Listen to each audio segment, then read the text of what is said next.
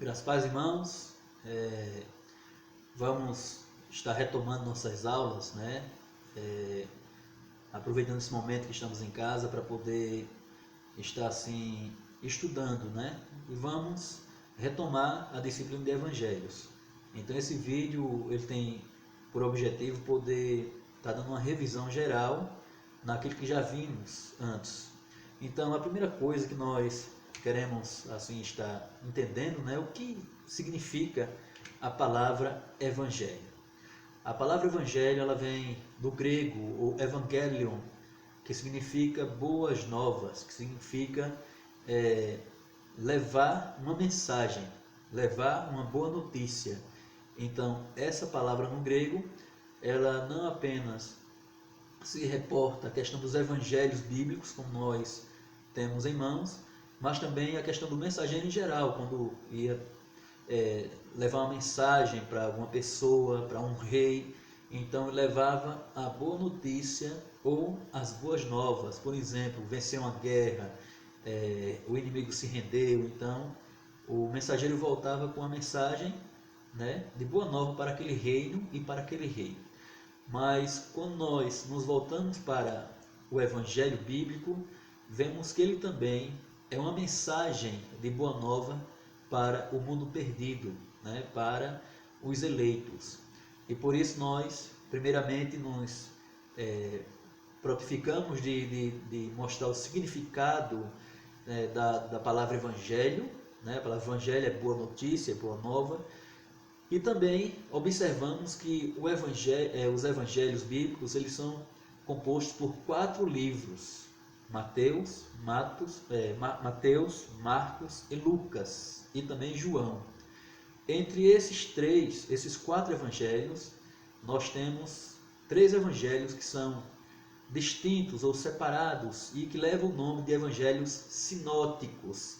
Mas o que significa a palavra sinótico? Então, como nós vimos e observamos, tem o seu significado, né, ali de olhar na mesma direção, ou ter a mesma ótica, ou olhar por igual. Então, os evangelhos sinóticos, eles são Mateus, Marcos e Lucas.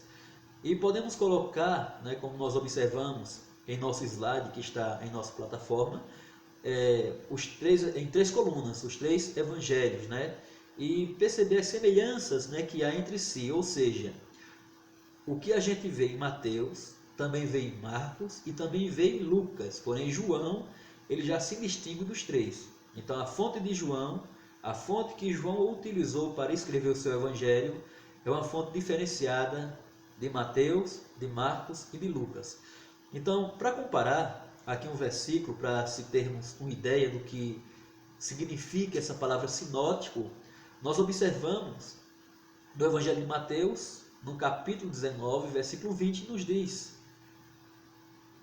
diz-lhe o jovem, tudo isso tenho guardado, que me falta ainda? Esse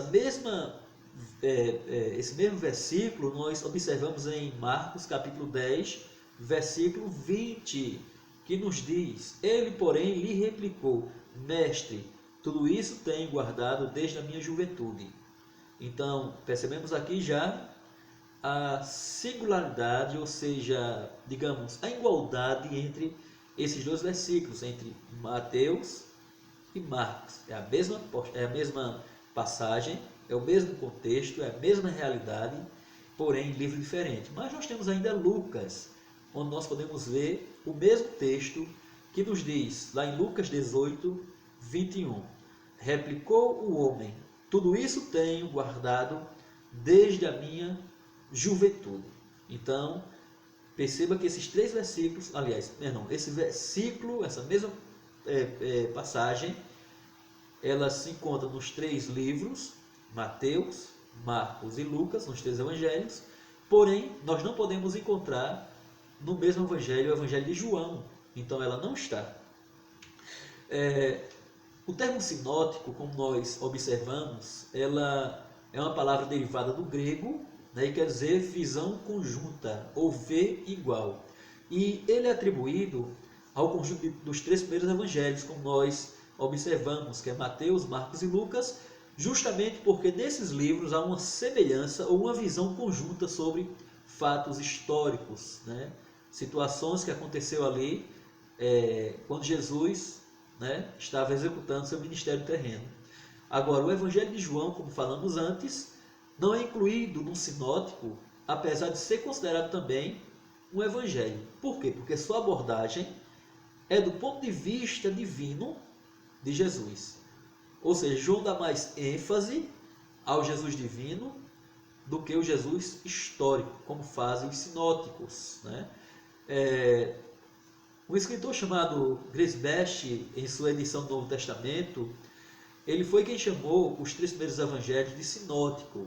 Por se tratar de registro dos mesmos episódios, nós devemos buscar as informações contidas, né, nos 3 registros, e assim teremos uma visão ampla da situação de acordo com todos os pontos de vista aqui dos 3 evangelistas.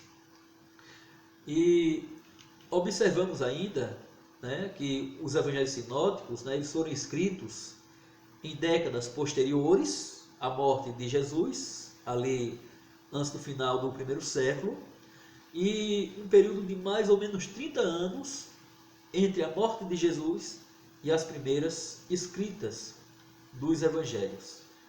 E aqui nós vemos que é fruto de uma releitura pós-pascual da comunidade cristã judaica. Antes de ser escrito, era objeto de pregação ou da querigma, ou seja, ele era trabalhado, ele era exposto, ele era pregado, ele era ensinado nas igrejas cristãs do primeiro século. São livros da comunidade, expressão de sua vida e também expressão da sua fé. E observando do ponto de vista, né, das fontes em si, alguns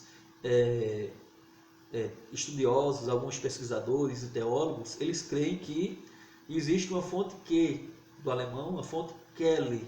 É algo que há uma divergência no meio teológico sobre essa questão dessa fonte, né?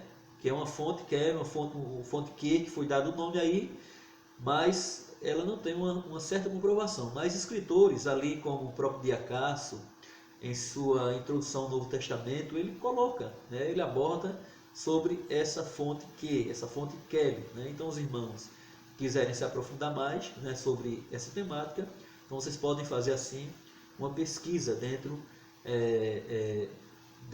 dessa fonte e das fontes em si. Então observamos, né, a composição dos evangelhos. Nós temos as tradições orais, aquela tradição que era passada de boca a boca, né, que atravessava gerações, contando as histórias que assim ocorreram, especialmente na vida de Jesus Cristo. Houve também as tradições escritas, né? Não só os 4 evangelistas, mas outros escritores que não compõem o cânon da Bíblia, eles também escreveram. Então houve fontes escritas, né, que foram deixadas, o que acredita os escritores e pesquisadores e alguns teólogos creem nessa fonte Q. E o que nos chama a atenção também é que tanto Mateus como Lucas, eles têm uma mesma fonte, que é exatamente a fonte de Marcos, que cremos que, de fato, Marcos foi o primeiro evangelho a ser escrito. Por isso, crê-se que Mateus e Lucas, eles beberam ali de Marcos, que já estava ali escrito. Claro que nós vamos observar a questão de datas, de autoria, em vídeos, né, posteriores. Então, observamos, né, sobre a cultura, né, nos evangelhos. Nós temos a questão da língua, passaram ali, né, pelos evangelhos, por exemplo, latim. O latim era uma língua falada pelos romanos, né, os quais dominavam ali a Judéia e vizinhança. Mas a língua que era, por exemplo, nacional, que era tipo o inglês de hoje, era o grego. Por isso nós temos a composição original do Novo Testamento escrito em grego. Temos também o hebraico, que era uma língua mãe dos judeus, mais religiosa que popular, ou seja, era mais usada no templo do que no dia a dia, na comunicação entre as pessoas. E temos aí o aramaico, que era a língua popular da Palestina. Os judeus passaram a falá-la após o cativeiro babilônico, quando ficaram por 70 anos no cativeiro, conforme podemos ver posteriormente em Jeremias capítulo 25, versículo 51. E ainda nessa revisão, nós queremos ainda falar sobre a cultura dos evangelhos, sobre as instituições e facções. Quais eram as instituições que existiam nos tempos de Jesus Cristo? Nos tempos do Novo Testamento, havia o Sinédrio, havia as sinagogas, ou a sinagoga, e havia também o templo. E o que era o Sinédrio? O Sinédrio ele era composto por 70 homens, né? Então eles decidiam ali sobre questões religiosas dos judeus, eles julgavam, eles procuravam semelhar-se ao grupo de anciãos que tinha sido formado por Moisés, para que o ajudasse no julgamento do povo. Então, né, podemos ver em Êxodo capítulo 18, versículo 25, em que Moisés ele compõe ali um grupo de anciões que ajudava, na verdade, a julgar, né, o povo, as causas, né, que eram mais que dava para ser julgado, né? E era formado, como nós observamos, 60 ou 70 homens, né? Dependendo de como era feita a contagem. E não podia decretar pena capital. Então, a pena capital, a pena de morte, ela só era competente ao Império Romano, o qual estava como império dominante sobre os judeus. Não só sobre os judeus, mas várias nações ali que estavam sob o jugo do Império Romano. Então, a pena de morte, a pena capital, não podia, na verdade, ser decretada pelos judeus. E por isso nós vemos ali no julgamento de Cristo, que Jesus Cristo ele foi primeiro levado a Caifás, onde Caifás o interrogou. Então, decidiu-se que Cristo ele era digno de morte, então levaram a Pôncio Pilatos para que Pôncio Pilatos decidisse sobre Jesus, né? Sobre como matar Jesus, sobre decretar a pena de morte ali sobre Jesus, o qual nós assim já sabemos da história. E as sinagogas. Então, é comum lermos o Novo Testamento, os Evangelhos, e ver citações que Jesus Cristo ele pregava nas sinagogas, ele ensinava nas sinagogas. E a pergunta é, de onde vêm as sinagogas? Então, elas surgiram durante o cativeiro babilônico, quando o povo foi levado para a Babilônia, ali, o reino do sul. E para suprir a falta, a ausência do templo, eles criaram as sinagogas, que era um local, era uma instituição que tinha por finalidade instruir os judeus na sua religião, instruir os judeus na lei de Deus. Ela poderia ser constituída em qualquer lugar. A prova disso é que na maioria das cidades que Paulo visitou em suas viagens missionárias, ele encontrou uma sinagoga para que ali ele pregasse. Então, vamos ver, né, quando lermos todo o Antigo Testamento e principalmente as epístolas paulinas, observaremos que Paulo ele sempre estava nas sinagogas, ele sempre estava ensinando. E finalmente o templo, o lugar aonde os judeus iam para oferecer sacrifício, e acabou virando lugar de comércio. Acabou virando um local onde se comercializava, né? Cambiava finanças, cambiava dinheiro. Então não perdeu aquele objetivo religioso, ficou dividido por comercializar.